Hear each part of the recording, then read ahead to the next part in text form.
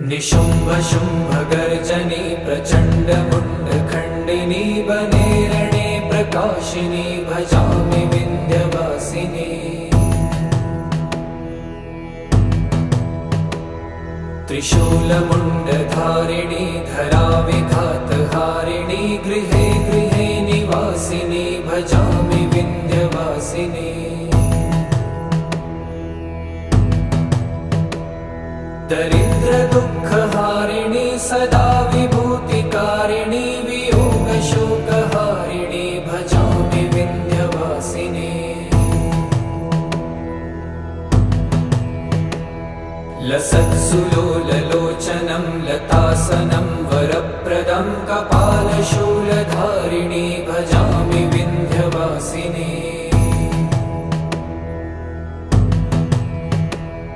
कराब्जदान